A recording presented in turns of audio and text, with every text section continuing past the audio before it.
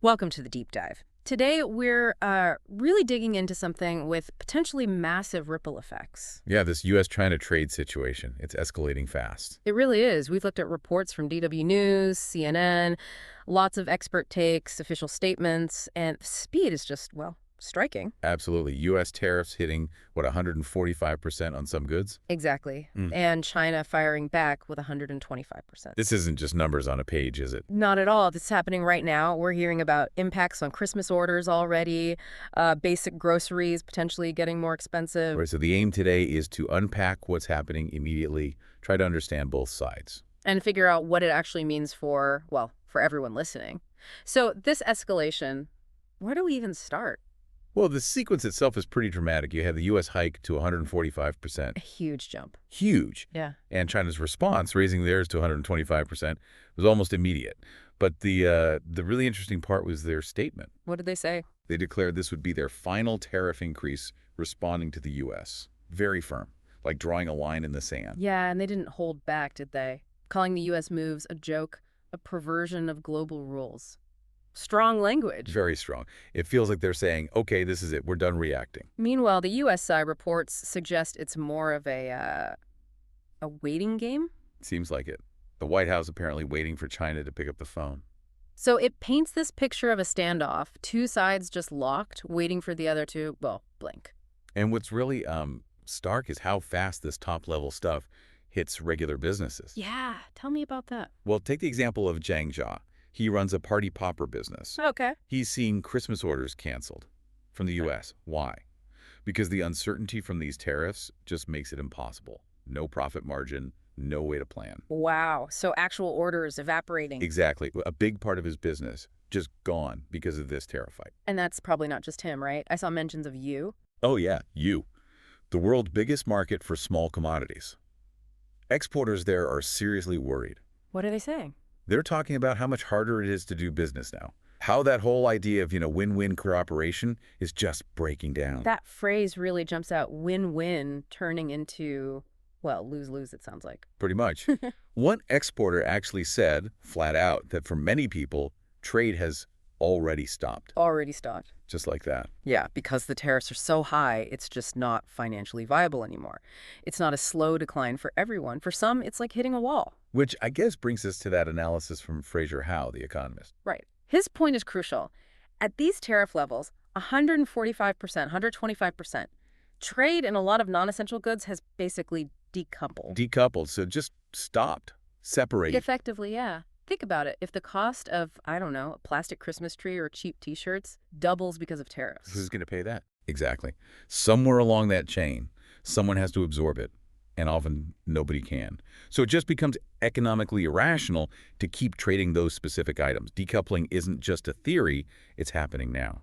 And while businesses are clearly hurting, the experts keep coming back to the consumers, don't they? Saying ordinary people will feel this the most. That's the consistent message. It's vital. People understand these aren't just tariffs on, complex machinery parts. Right. It's everyday stuff. It's your clothes, toilet paper, it's shoes, basic things. When the tariffs go up, eventually those costs get passed down to the checkout counter. It's a direct hit to people's wallets. We even heard about consumers trying to hurry up and get as much as I can. Yeah, stocking up on essentials, that sense of urgency. It shows the real anxiety these tariffs are causing at the individual level. People were worried about prices just shooting up. Okay, let's shift to the leaders. President Xi Jinping. He made his first public comments since this latest round. He did, and his message was pretty unequivocal. China is not afraid, and he stressed, no winners in a tariff war. He also warned against self-isolation, which sounds like a pointed comment towards the U.S. Definitely sounds like it. A very strong, almost defiant message from Beijing. It is. Now, contrast that with President Trump's view. Right. He's still calling the trade war potentially a beautiful thing. Yeah, even while saying there might be, transition costs, it's a completely different framing of the situation. That difference in perspective is fascinating. Why is China standing so firm, do you think? Fraser Howe had some thoughts on that. He did. Howe suggests China sees itself now as a major economic power. They're not willing to be bullied or dictated to by the U.S. on trade anymore. There's a national pride element there. Definitely. A sense of wanting to be treated as an equal on the world stage. They grow them so much economically, they feel they shouldn't have to just accept U.S. terms. Makes sense. And like Howe said, for many of these consumer goods, the trade's already collapsing anyway due to the sheer cost of the tariffs. Right. Which leads to Howe's really critical question.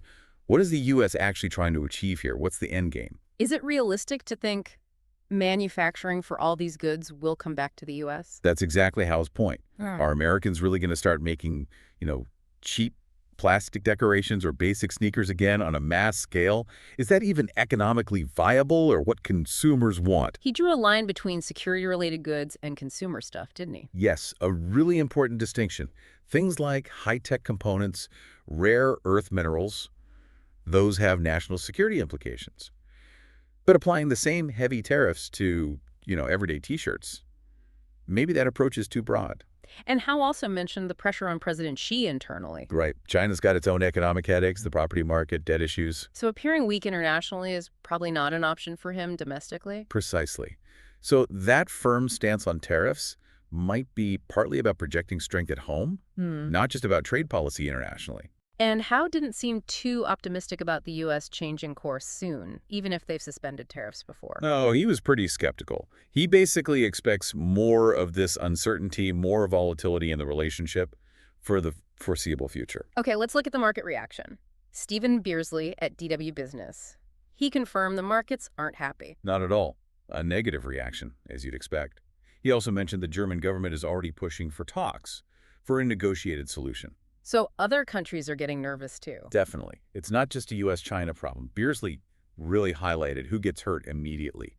Consumers, obviously. Businesses dealing with the costs and the chaos. And U.S. farmers too, right? Big time. Yeah. Especially soybean and pork producers. China was a massive market for them. These tariffs make their products way too expensive over there now. They're becoming uncompetitive. And the fact that stock markets globally are jittery, that says something broader. It absolutely does. It shows this isn't just isolated concern.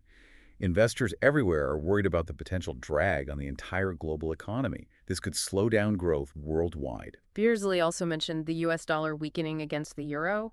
What does that mean practically? Well, for U.S. consumers, a weaker dollar makes imported goods more expensive. Yeah. So even stuff not directly hit by these new tariffs could start costing more just because of the exchange rate shift. Another hit to the wallet. Exactly.